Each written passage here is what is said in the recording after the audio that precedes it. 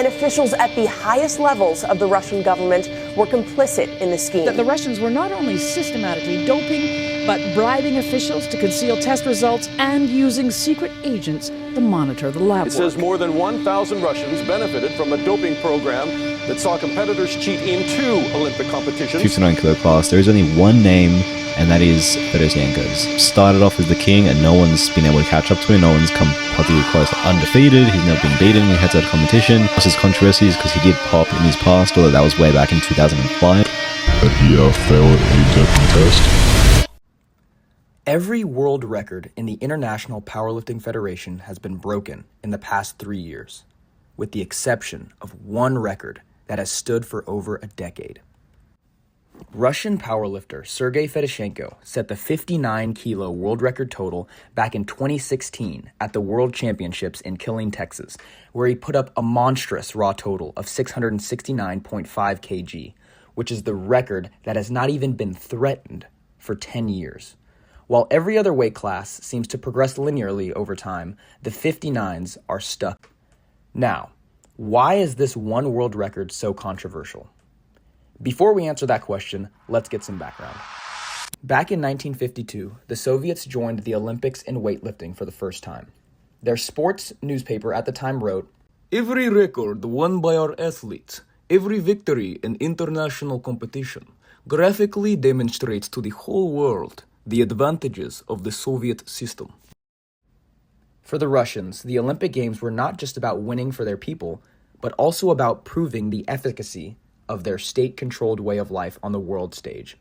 And although this did lead to rampant cheating, it also led to innovation in sports science that laid the foundation for strength training as we know it today.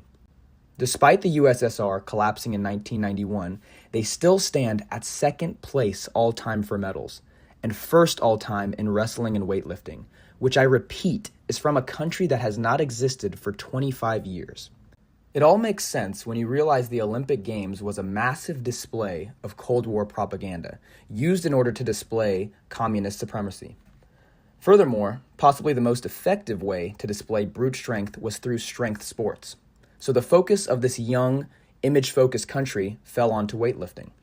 The USSR was so unfathomably dominant in weightlifting in the 1980s that they had to change the weight classes in order to render those records that were enhanced invalid. Now fast forward to the 2000s, the USSR no longer exists. But Russia is still haunted by remnants of the past. There was a scandal in 2016 where Russia was caught for an elaborate doping scheme. Richard McLaren, a Canadian attorney retained by WADA to investigate Grigory Rodchenkov's allegations, published a 97-page report covering significant state-sponsored doping in Russia. Although limited by a 57-day time frame, the investigation found corroborating evidence after conducting witness interviews, reviewing thousands of documents, cyber analysis of hard drives, forensic analysis of urine sample collection bottles, and laboratory analysis of individual athlete samples, with quote-unquote more evidence becoming available by the day. The report concluded that it was shown beyond a reasonable doubt that Russia's Ministry of Sport, the Center of Sports Preparation of the National Teams of Russia, the Federal Security Service, and the WADA-accredited laboratory in Moscow had operated for the protection of doped Russian athletes within a state-directed fail-safe system using the disappearing positive test methodology. McLaren stated that urine samples were opened in Sochi in order to swap them without any evidence to the untrained eye. If anyone is interested on the details and specifics of the McLaren report, I suggest watching the documentary Icarus, which is on Netflix. Russia doesn't just have a history of occasionally doping, but rather it's something ingrained into their culture. When the state's public image is at stake, the ethics of cheating are secondary. Now, back to the Russian powerlifter Sergey Fedosienko, who has the longest held world record in the IPF. The question is not if Sergey is doping, but rather how much did he dope throughout his career. Back in 2005, Sergey failed a doping test at the 2005 European Championships, where he was stripped of his gold medal and received a subsequent 2-year ban. While we don't know specifically what substance he was caught using, we do know that a 2-year ban is consistent with a variety of substances and methods in sports, including anabolic androgenic steroids, EPOs, hormone and metabolic modulators, etc.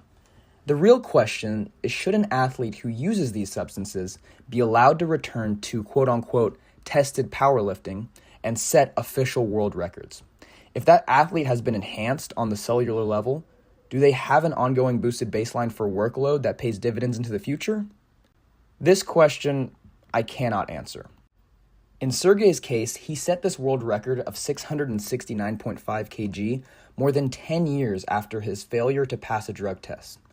So we will never truly know how clean he is or how dirty he is and how valid his records truly are. But let me tell you what I think. I think it doesn't matter. I am going to break that world record and finally put the conversation to rest.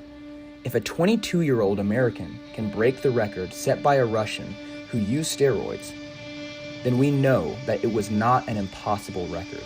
Or maybe we just proved that America is still better than Russia. До свидания, Sergey Fedosienko. Я побью рекорд и верну ее до следующей страны. Всего им будет ябаться. Да здравствует Америка.